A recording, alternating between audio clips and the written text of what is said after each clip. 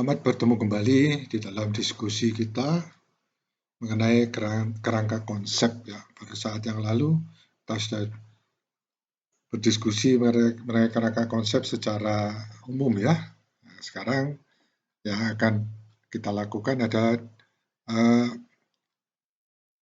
mempertanyakan apa itu menanyakan apa sih sebenarnya kerangka konsep itu. Nah, definisi kerangka konseptual dari beberapa sumber. Ya, nanti akan kita lihat mengapa sih kok harus ada kerangka konseptual. Ya. Mari kita lanjutkan diskusinya. Apa itu kerangka konseptual? Ya. Sebelum mendefinisikan apa itu kerangka konseptual, mari kita lihat semua definisi yang relevan dari kerangka konseptual. Apa yang dilakukan dalam proses penelitian dan mengekstraksi ide-ide kunci untuk memberikan suatu gambar yang luas dan mudah dipahami tentang makna dan tujuan dari konsep yang sering dicari di dalam penelitian. Oleh sebab itu, perlu dikumpulkan sebanyak mungkin informasi tertulis tentang makna kerangka konseptual dalam mengerjakan sebuah penelitian. Ya. Salah satu alasan mengapa saya ingin diskusikan dengan mengumpulkan berbagai sumber mengenai kerangka konseptual itu adalah bukan karena kerangka konseptual itu tidak jelas, ya, juga memang tidak ada suatu definisi yang baku ya mengenai konsep kerangka konseptual, tetapi ada tujuannya, ya. Karena kalau Anda misalkan membuka beberapa jurnal, ya, jurnal internasional bereputasi, Anda akan melihat dari template-nya, ya, panduannya, ya. Anda akan lihat beberapa definisi tentang kerangka konseptual yang mungkin berbeda, ya, tetapi sebenarnya tujuannya sama. Ya, itu sebabnya saya katakan, mari kita tinjau, ya, sehingga kita jelas apa sebenarnya kerangka konseptual itu. Ya. Kerangka konseptual itu didefinisikan berdasarkan ulasan artikel, ya, tadi yang saya katakan ya, yang relevan dengan menggunakan kata kunci. Apa itu kerangka kerja konseptual? Definisi ini mengintegrasikan ide-ide yang disajikan dari beberapa sumber, ya, seperti misalnya definisi yang ada pada panduan penulisan laporan penelitian, ya, yang dikeluarkan sebuah perguruan tinggi, ya, atau sebuah program studi, ya, apakah itu S1, S2, atau S3, ya, atau sebuah institusi yang menyelenggarakan penyelenggara penelitian,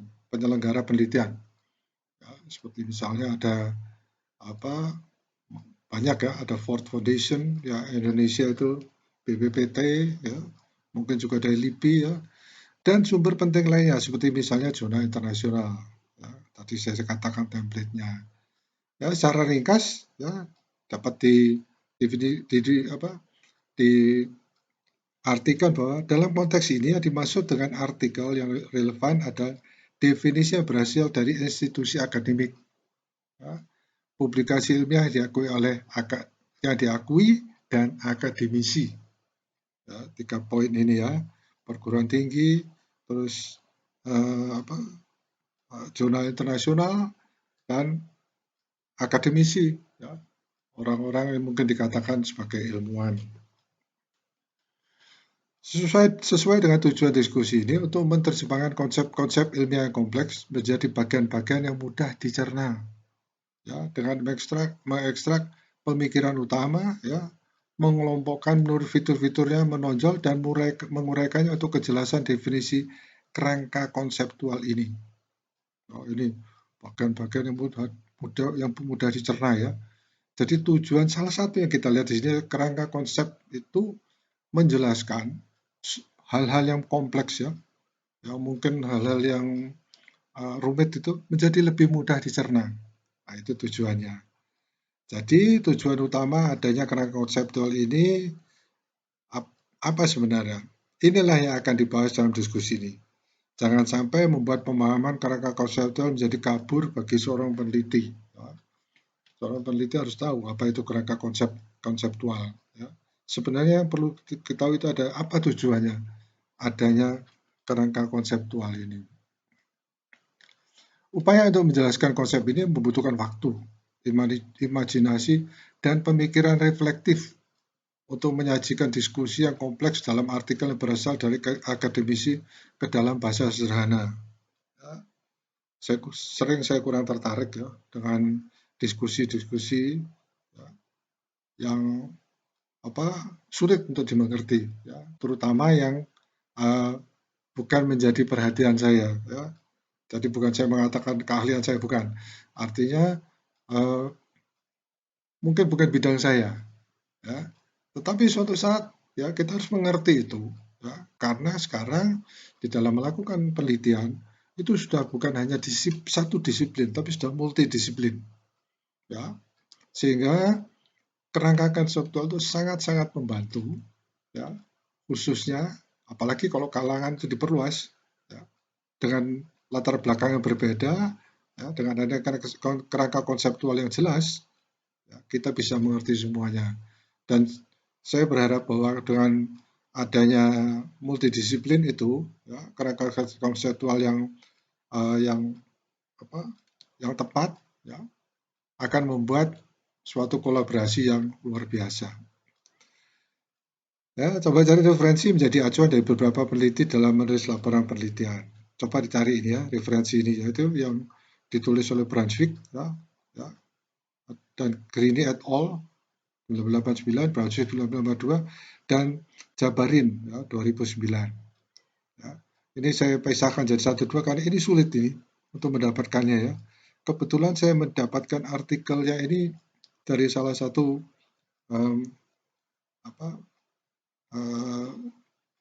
dosen ya di ITB ya, saya mendapatkan ya, kemudian itu menjadi acuan ya. Tapi yang ini mudah sekali mencari, Anda bisa search, Anda bisa bisa download ya. Kedua referensi ini mengilustrasikan contoh bagaimana kerangka kerja konseptual memandu pemikiran saat ini tentang berbagai topik penelitian yang diminati. Nah, ya, saya lebih merekomendasikan mungkin ya multidisiplin. Tapi kalau mereka yang awal meneliti tidak perlu yang ke arah multidisiplin. Ya, uraikan kerangka konseptual dasarkan pada disiplin, sementara pada disiplin Anda. Definisi kerangka konseptual. Kerangka konseptual adalah produk alasan manusia ya maksudnya ya. Ya, dia beralasan seperti ini dan sebagainya, penelitian harus dilakukan yang akan diketemukan dan sebagainya. Kerangka konseptual adalah produk dari alasan peneliti atau kesimpulan sementara. Ya. Konsep yang didapat berdasarkan pada tinjauan pustaka di mana bukti masih belum lengkap atau teori yang didapat tidak memadai. Ya. Nah, ini kuncinya ya. Mengapa seperti ini? Karena ini adalah bagian dari kegiatan penelitian Anda. Ini adalah sintetis dari konsep yang saling terkait yang memberikan pemahaman yang komprehensif tentang suatu fenomena. Ya, lihat bagaimana pemetaan pikiran dapat membantu dengan masalah ini. Ya. Nah, nanti setelah ini saya ada membuat menyampaikan diagramnya. Mari kita lihat nanti sama-sama ya. Meskipun dasar kesimpulan tersebut bersifat tentatif, penjelasan tentang suatu fenomena muncul sebagai rumus untuk menjelaskan keteraturan banyak hal-hal ya. Nah, disitulah hipotesis mulai masuk. Ya. Jadi sementara Anda pikirkan bahwa kerangka konseptual ini adalah persiapan untuk mendapatkan hipotesis. Tesis itu kesimpulan, hipo itu sebelum. Ya. Tadi kesimpulan sementara. Konsep yang disarankan harus terpadu.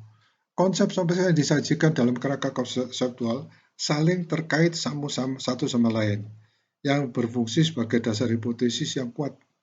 Ya, jadi umumnya ini disebut dengan kerangka kerja, karena mendukung argumen yang dapat membangkitkan diskusi. Membangkitkan diskusi itu keinginan bertanya, keinginan memberikan masukan, ya, mungkin malah kontroversi, debat. Debat itu biasanya dikonotasikan sebagai suatu yang negatif ya, istilahnya bertengkar gitu ya, tapi bukan ya. Atau inovasi yang sehat dan produktif untuk mendorong terjadinya konsep baru ya, untuk kepentingan hidup manusia. Berapa lama fondasi ini akan berdiri? Nah, ini pertanyaannya, fondasi ini berapa lama ya? Waktu akan memberitahu. Oh, setelah dikerjakan, oh iya, sekian hari, sekian tahun, dan sebagainya. Jika itu bertahan dalam ujian waktu, saat temuan baru terungkap. Jadi kalau diuji dalam waktu baru, kita tahu waktunya, ya, dan didukung oleh penelitian lain, maka itu menjadi teori. Ya. Jadi kalau kita misalkan sudah terbukti, ya ini sebenarnya contoh, ya, Anda membuktikan dengan eksperimental, ya, uh, penelitian di laboratorium, kemudian didukung oleh teori lain, ya, maka pendekatan ini mengikuti teori pengetahuan yang disebut dengan epistemologi yang membangkitkan justified belief dan plain opinion. Ya, jadi apa kepercayaannya yang terjustifikasi, ya, dibuktikan, atau mungkin sebuah pendapat yang ya biasa-biasa aja gitu ya. Ya umumnya kita lihat ya biasanya kok fondasi dihitung aja luasnya sekian. Ya. Kalau misalnya soal ahli bangun mengatakan ini fondasi sekian berapa lama kira-kira? Oh perkiraan saya sekian. Jadi itu yang mungkin disebut dengan plain opinion, ya, berdasarkan pengalaman. Ya, nanti kita lihat bagaimana berdasarkan pengalaman dan berdasarkan eksperimen itu menjadi suatu dasar penelitian. Dalam keyakinan yang dibenarkan, bukti adalah elemen yang penting. Ya.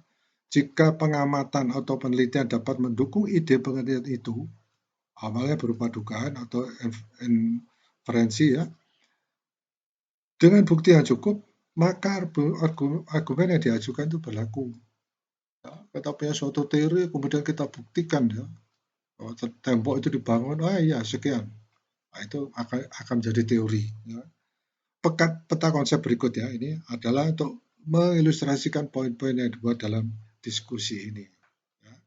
Ya, tetapi sebelumnya saya ingin sedikit, ya, berdiskusi mengenai 3 hal. Ya. Apakah literatur review itu merupakan suatu penelitian? Ya, menggabungkan teori-teori dan literatur. Ya, kurang ya. Kemudian membuktikan teori, apakah itu suatu penelitian? Oh ya, nah ini paling hebat ini, menemukan teori. Ya. Ini ketiga-tiganya adalah suatu penelitian. Ya, pengertian literatur, dengan mengumpulkan literatur kita tahu bahwa akan terjadi seperti ini. Ya. Boleh disimpulkan, ya, bahwa dengan 1, 2, 3 atau 4 teori yang kita kumpulkan akan kesimpulan yang terjadi adalah seperti ini. Ya, A, B, dan C kita kumpulkan, maka kesimpulannya pasti D. Apa itu penelitian? Ya, tapi melalui literatur review. Kemudian membuktikan teori. Misalnya, literatur review tadi, ya, kita ragu A, B, dan C itu bisa menjadi D. Ya, karena mungkin A itu kurang akurat atau B kurang akurat. Kita buktikan teori tersebut. Nah, terjadilah penelitian yang kedua, sistem penelitian yang kedua. Nah, apalagi kalau kita di dalam menggabung-gabungkan, ya, kemudian menemukan teori. Nah, inilah yang dicari.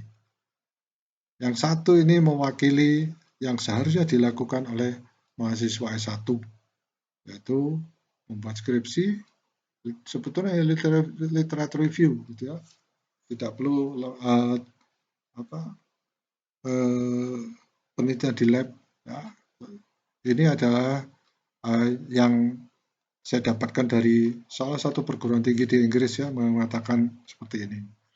Kemudian membuktikan teori itu ya levelnya level master, level S2.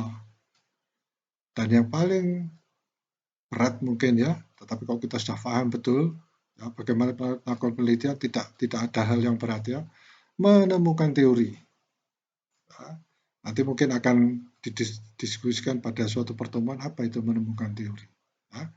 Baik, nah, sekarang kita masuk ke dalam diagram. Ya, ini diagram ini tidak fix, ya, hanya berdasarkan pengalaman, ya, dari beberapa referensi yang saya lihat bahwa kira-kira seperti ini, ya, dari pengalaman seseorang, dia mulai berpikir kritis, critical thinking.